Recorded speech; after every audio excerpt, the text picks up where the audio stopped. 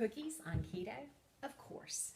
My family loves cookies, and I will never forget when I was about 2 weeks into this way of eating. I came home from work and I actually said to my husband, if I don't get a chocolate chip cookie, somebody's going to get hurt. And so I found a cookie that I can make with the ingredients I had on hand. It was a very simple peanut butter, sweetener, egg, um, that kind of thing, and baked it. And it satisfied that craving and kept me following a ketogenic way of eating. And so from time to time, we do make treats in our house. Now, people feel differently about the treats. For me, it keeps this way of eating sustainable.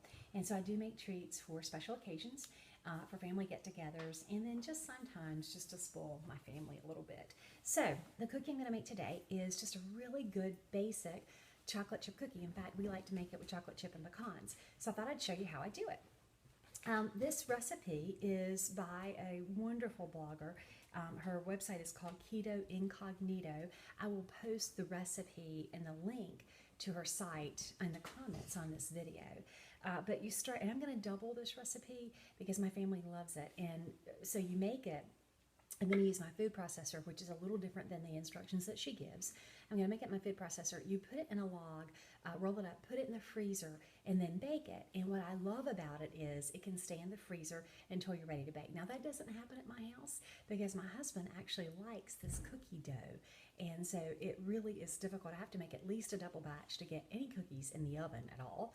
And what they don't know is I'm going to probably make 2 double batches, and I'm going to hide some in a different freezer because one of my goals for the long holiday weekend is to make homemade ice cream. And in the homemade ice cream, I'm going to do vanilla custard, and I'm going to chop up some of this cookie dough and make a cookie dough flavored ice cream. So that's my plan.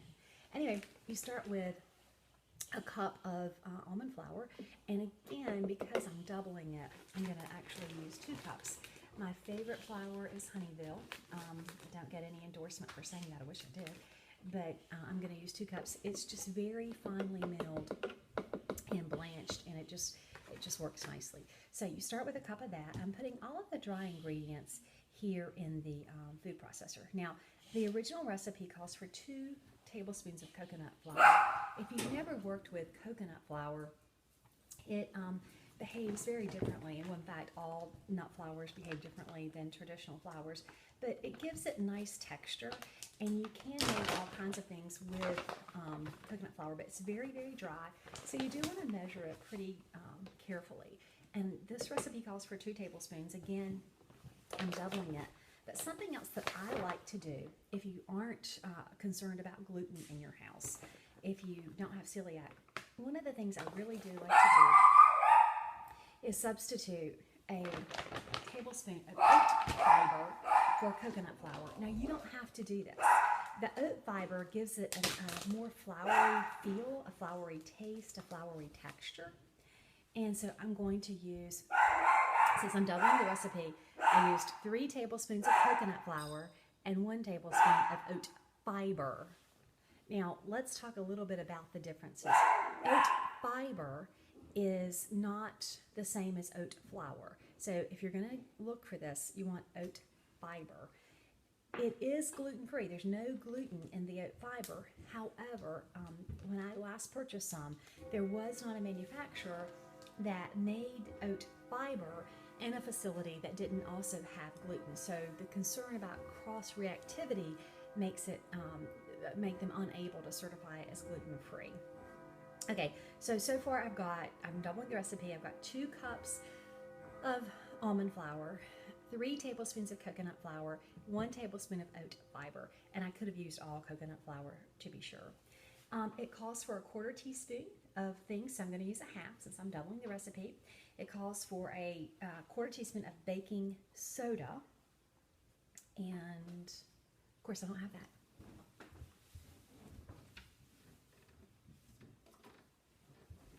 First rule of baking is gather all your ingredients. I failed. I pulled the baking powder out before I started taping. So I'm going to use just a tablespoon of that. I love the way you can just, yeah. Anyway, okay. I wonder if anybody else likes that as much as I do. And after that, I'm going to add a 1/2 teaspoon, or it calls for a 1/4 teaspoon, but I'm using a half because I'm doubling it, cream of tartar. And cream of tartar, you can just find it in the baking aisle in the, I'm sorry, in the spices aisle. And cream of tartar really is more of a texture thing, I believe, just like the next ingredient, which is xanthan gum. Now, when you go to buy xanthan gum, if you don't have it, you're going to see this little 8-ounce container, and it's going to be $15 to $20, and you're going to say, what?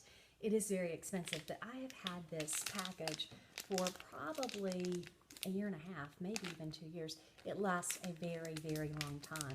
I just keep it sealed and keep it in my freezer. But you're going to use the same amount. It costs for a 1/4 teaspoon. I'm doubling it, so I'm using a 1/2 teaspoon.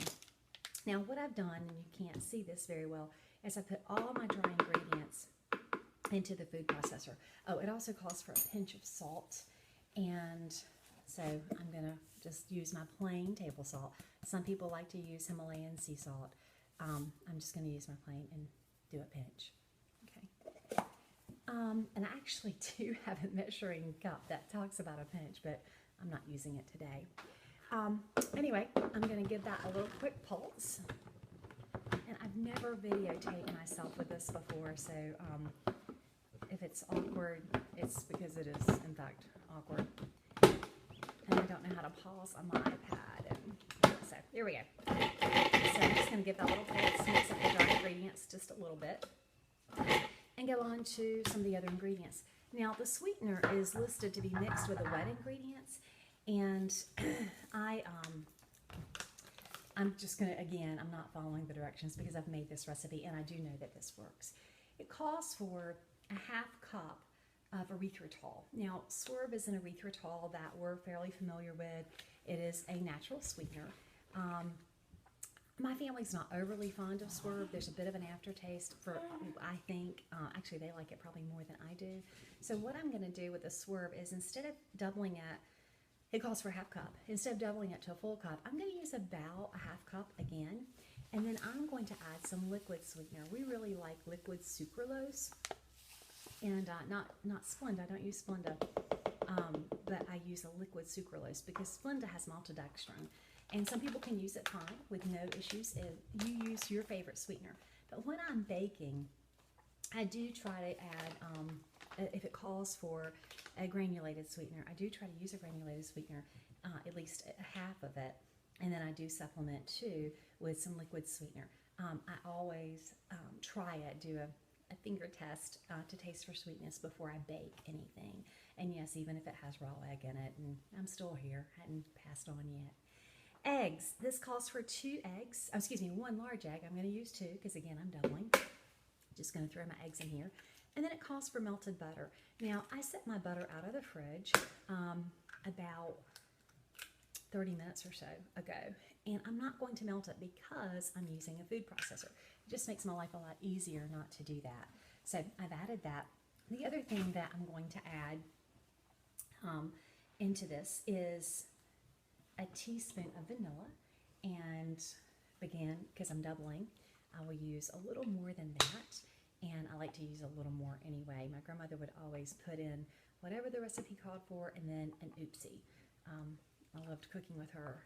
My favorite thing she ever said was, "Ain't no recipe gonna tell me how to cook," and that's and she was a fantastic cook. So, butter.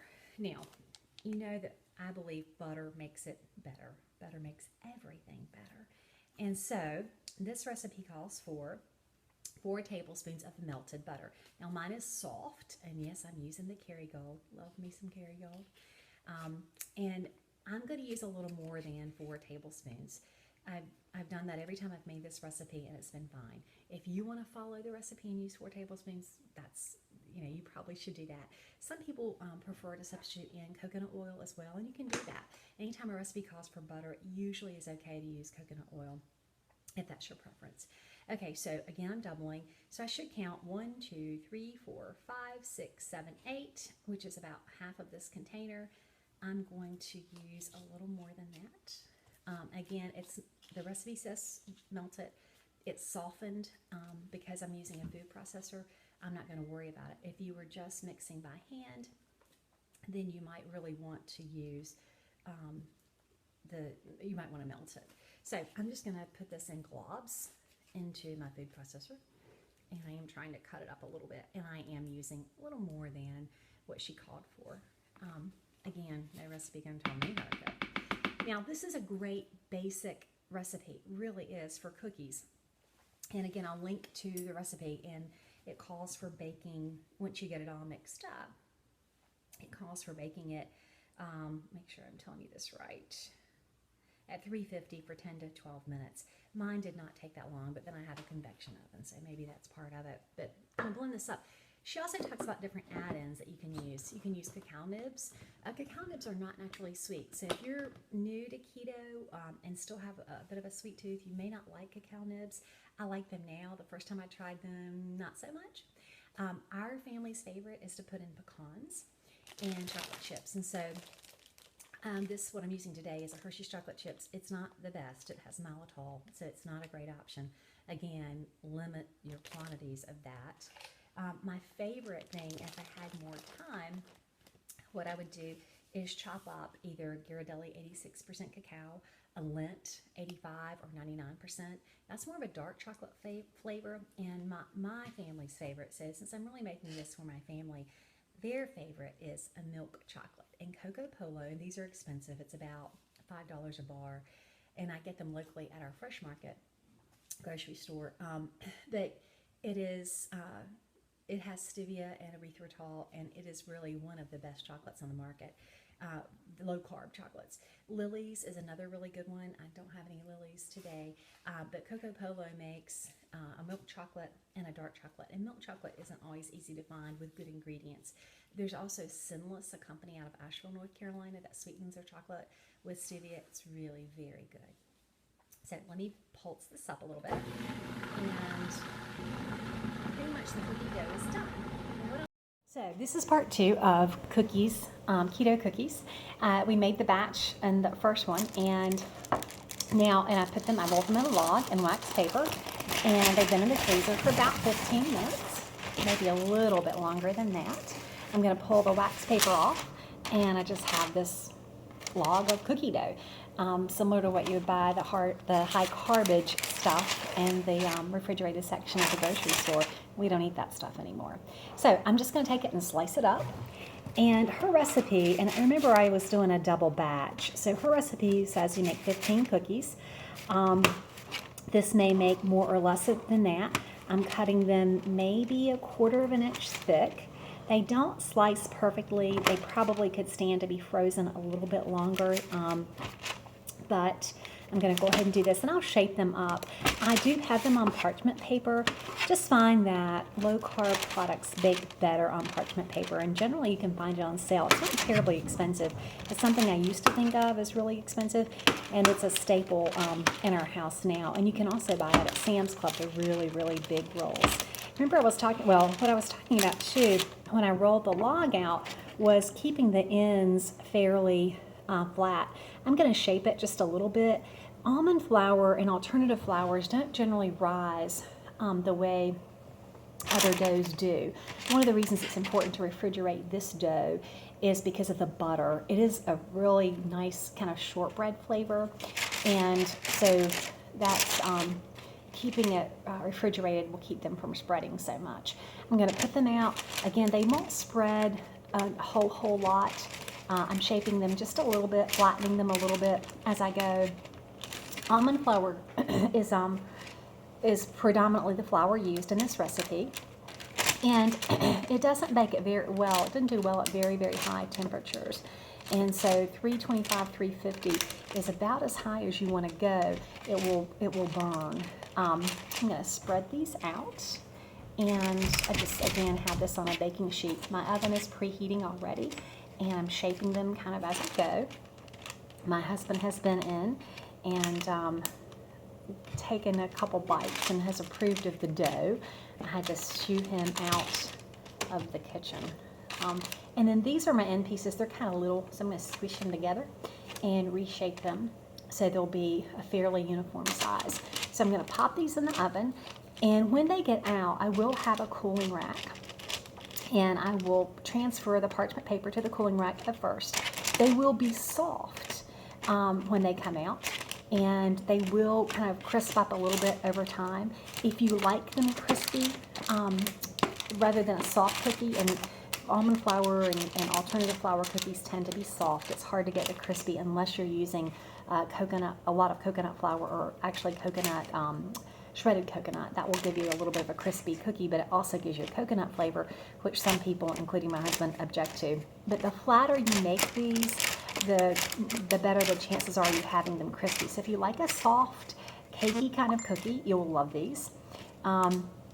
If you're not so much into the softer one, flatten them, which I'm going back now and kind of flatten these, as you can probably see, then you want to flatten them. So again, they won't rise very much, but they will be delicious, and they do get crisper over time. And you do want to store these in the refrigerator because of the almond flour. I'll give you an idea of what these look like just on the pan. So not terribly pretty, but they're for my family and they'll love them. All right, let's pop these in the oven and we'll see what they look like in about 10-15 minutes. Okay, it looks like the cookies are done, and so we're going to get them out of the oven. They cooked pretty quickly, and yes, that is my husband in the background without a shirt on. Here are the cookies. I'm going to take them out of the oven and go right over here. And here is the cooling rack I've got ready. So I'm just going to put them down on our table.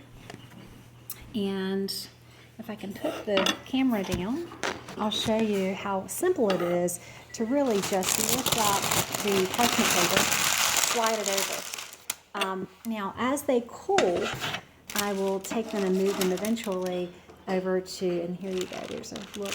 I'll move it just to the cooling rack. I'll move it off the parchment paper and let them cool. So they look amazing, but you can see they're pretty soft, especially as I try to pull them up. They're pretty soft. This one got a little brown, and they did cook at 350 for just under 10 minutes. So I think anybody who tried these probably would not recognize, I think anybody that tried them probably would not recognize them as a low-carb cookie. They're just that good. Now, somebody with pretty sensitive taste might, but you get an idea there how soft they are. And this guy is about to fall off.